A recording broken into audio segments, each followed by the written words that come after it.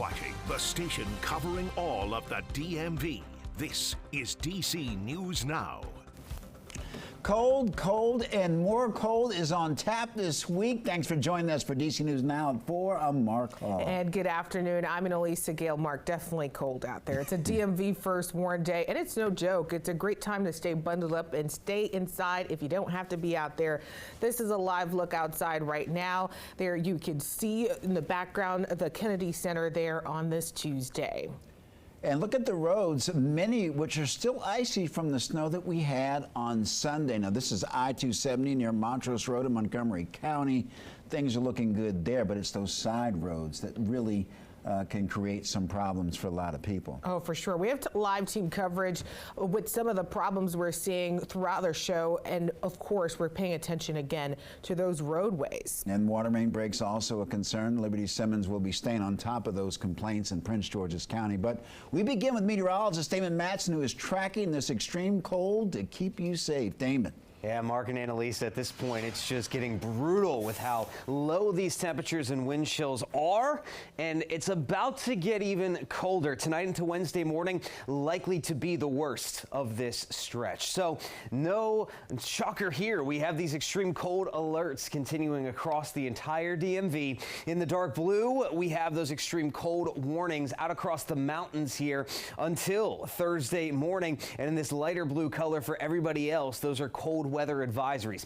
All of these are in place because within the warning here, we are expecting wind chills to fall to as cold as 25 below zero tonight and also Wednesday night. And then across the rest of the DMV, those wind chills will be at or slightly below zero the next couple of nights as well. So we are in it for the long haul here. And look at the current wind chills that we are dealing with. It did get a little bit better across Virginia, Southern Maryland, even DC, where that wind chill is 20. So no walk in the park with how cold that is feeling out there. But as you go north, how about 10 degrees in Frederick and 9 with that wind chill in Martinsburg. So it is not going to feel any warmer as we head throughout the rest of the evening into the night tonight. Those air temperatures will be falling into the teens, and by 8, 9 o'clock, we're already going to start to see those wind chills near zero. And to go along with all the rest of this, a few of us will see some spotty snow showers at times this evening with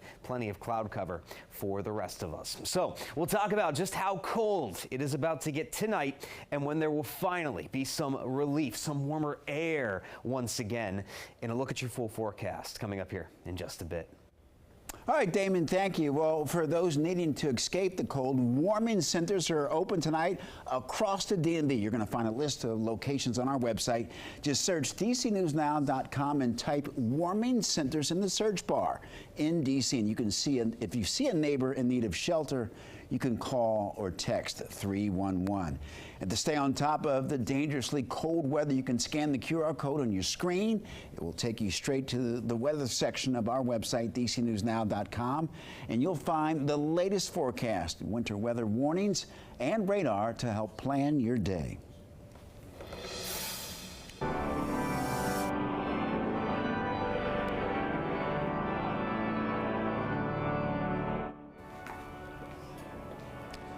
And kicking off his first day of a full day in office, President Donald Trump attended a prayer service at the National Cathedral. Now, leaders from nearly a dozen religions led the ceremony. The service has been a post-inaugural tradition since FDR was sworn in. What do you think? Did you like it? Did you find it exciting? Not too exciting, was it? I didn't think it was a good service, no. Thank you very much. Thank you, press. Thank you, press. They can do much better. In addition to First Lady Melania Trump, President Trump was also joined by Vice President J.D. Vance and Second Lady Usha Vance. Meanwhile, in one of his first actions in office, Trump pardoning roughly 1,500 January 6 rioters, among them the former leader of the Proud Boys and the founder of the Oath Keepers, Enrique Tarrio and Stuart Rhodes. They were serving around 2 decades each for helping to orchestrate the attack on the U.S. Capitol. Both were released from prison, according to their attorneys. And right now, a group of supporters are gathering outside the D.C. jail where many of those pardoned rioters are waiting to be released. D.C. News Now's Marielle Carbone joining us live now with the latest there. Marielle, what are you seeing right now? Well, Annalisa, this crowd behind me, they've been gathered out here since yesterday when President Trump first announced and signed that executive order. They tell me they plan to stay out here waiting for those to be pardoned. They say this was the right decision. Meanwhile, some D.C. council members strongly disagree. Outside the Federal Detention Center in Southeast D.C., a crowd gathered Tuesday, awaiting the release of all inmates involved in the January 6th insurrection. Signs lined the ground reading "No man left behind." I am so grateful that we finally have a president that's going to reverse this. Lois Vertulo is from San Diego and is in town for the inauguration. I think the majority of the people that have been arrested and tried, convicted or not convicted, was a sham. So this is a big one. We hope they come out tonight. Monday, President Trump signing an executive order pardoning the cases of the more than 1,500 people charged with crimes on January 6th, including those convicted of assaulting a police officer. He also vowed to dismiss all pending cases. If we support our law enforcement, then we don't pardon people who assaulted police officers. It's a decision D.C. Chairman Phil Mendelson strongly disagrees with. There were numerous police officers who were speared with flagpoles, maced directly under their masks, attacked with their own armor, and that can't be forgiven. Among them, former D.C. police officer Michael Fanone, who was attacked by half a dozen rioters, and former Capitol Police officer Harry Dunn, who protected the Capitol that day, and both of which have criticized President Trump's rhetoric.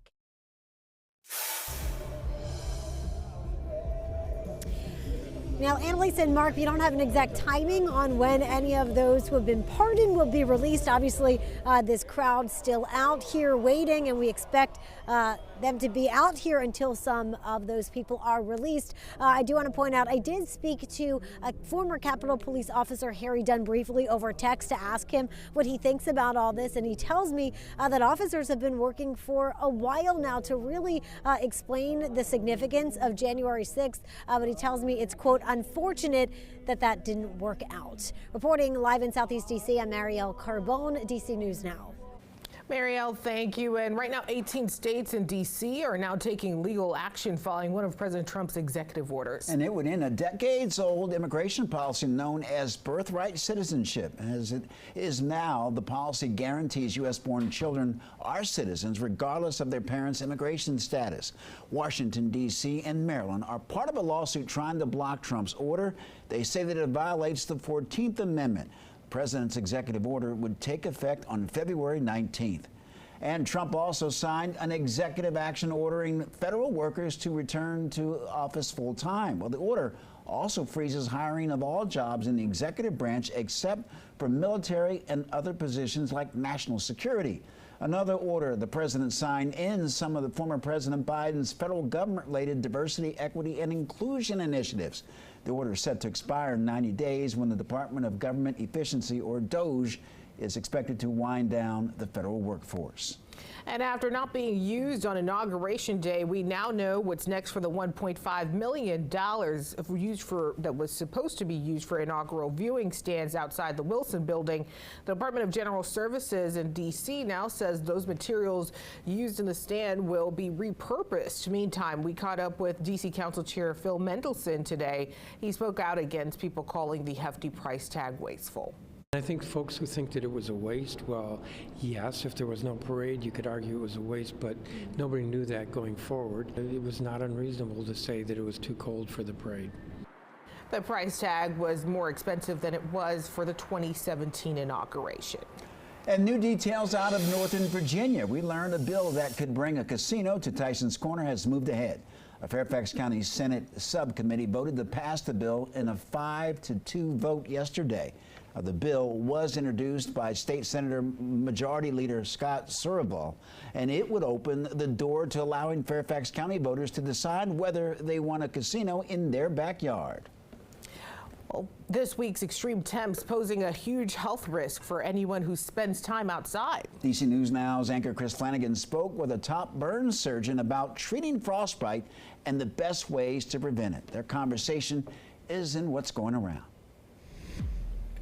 Your core body is warm and you have frostbite, for instance, of your fingers, the best way to treat that at home is to rewarm these things in warm water. We don't want it to be hot water, because if you expose frostbitten tissue to hot water, then you're going to create more damage. But rewarming in warm water that you can tolerate is the best way to warm yourself. Now, if you see color changes, swelling, or blistering, those are more significant signs, and those need to come to the hospital. Burn centers are especially equipped to deal with this, but any healthcare provider is the best thing for you to do if you're not near a burn center. Are there cases where patients with frostbite, it's reversible, maybe not as severe cases? Tissue damage from frostbite can be salvaged if you present quickly. And so this is why, we're so glad to be talking about this with you, because educating people on how to get to care is very important. You have that very defined window in which we can do those things and save tissue for people. And there's good evidence that if you intervene quickly, we can salvage digits, feet, hands, those sorts of things. It's also really important for patients to remember that when you are rewarming after frostbite, everyone wants to do this. Do not rub affected areas, because that tissue damage with additional compression and friction can actually worsen things. So rewarm with water, get to care, and if you can do that as quickly as possible, we can often save tissue. Oh, great advice there. And Dr. Travis, what are some basic, simple ways that we can all prevent frostbite if we have to be outside in this bitter cold weather? Yeah, good question. So dress in layers. Cotton is not super helpful if it gets wet, so remember to bring dry things along with you if you think that you are going to be in a snowball fight, for instance. Those clothes are going to be wet once you're done with that, so you need dry things that you can layer on top to trap that air in. We know that mittens keep fingers warm a little bit better than fingered gloves do, so you have access to that. That's great. The other thing that's really important is when we have cold weather like this and potential snow, keeping warm, dry stuff in your car. We all remember a few years ago when there was that big snowstorm around here and people were stuck on the 95 in their cars for a long time. You've got to bring things with you in case you get stuck somewhere so that we don't have frostbite or even worse, true hypothermia.